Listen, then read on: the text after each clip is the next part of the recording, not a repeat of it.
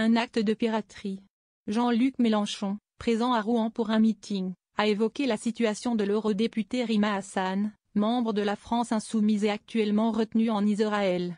La militante française pro-Palestine ainsi que d'autres personnes ont été arrêtées par les autorités israéliennes après que celles-ci ont intercepté dans la nuit de dimanche à lundi leur navire humanitaire parti pour briser le blocus israélien de Gaza. À 180 km de la côte de Gaza, vous n'êtes pas chez vous monsieur Netanyahou. Vous êtes en pays palestinien, a réagi Jean-Luc Mélenchon ce mercredi soir. Personne n'est entré illégalement sur le territoire d'Israël pour la raison que peut-être, et ce n'est pas sûr, il voguait dans les eaux palestiniennes. Je dis peut-être parce que le cas le plus sûr, si est que c'était les eaux internationales, a-t-il poursuivi. Le ministre des Affaires étrangères, Jean-Noël Barrot, a annoncé ce mercredi 11 juin que les 4 militants français encore retenus en Israël seront expulsés jeudi et vendredi. Gaza n'a pas besoin d'une opération de communication de Rima Hassan, Gaza a besoin d'aide humanitaire. Immédiate, massive et sans entrave, a-t-il écrit sur X, dénonçant ensuite à l'Assemblée nationale les gesticulations de Madame Rima Hassan et son instrumentalisation de la souffrance des Gazaouis. Le Premier ministre François Bayrou a pour sa part dénoncé une instrumentalisation à laquelle nous ne devons pas nous prêter.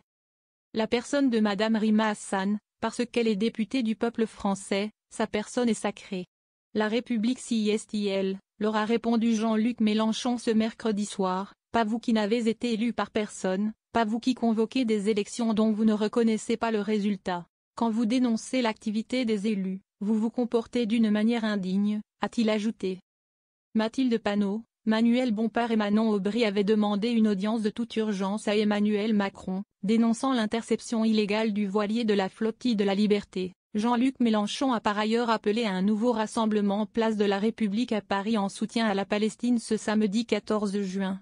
Au total, 12 militants français, allemands, brésiliens, turcs, suédois, espagnols et néerlandais étaient partis d'Italie le 1er juin à bord du voilier affrété par la coalition de la flottille pour la liberté pour briser le blocus israélien de Gaza. Mais la marine israélienne l'a finalement arraisonné. 4 d'entre eux, la suédoise Greta Thunberg, 2 Français et un Espagnol, ont accepté d'être expulsés. Le médecin hospitalier Baptiste André est lui arrivé à Marseille mercredi soir, assurant auprès de la Marseillaise, on ne s'arrêtera pas tant que l'intégralité de nos amis et collègues ne seront pas libérés. Depuis le début de la guerre, plus de 55 104 Palestiniens, en majorité des civils, ont été tués par l'armée israélienne selon les chiffres du ministère de la Santé du Hamas jugés fiables par l'ONU. L'attaque du mouvement islamiste palestinien Hamas le 7 octobre 2023 avait coûté la vie à 1219 Israéliens, surtout des civils, selon un décompte de l'AFP à partir de données officielles.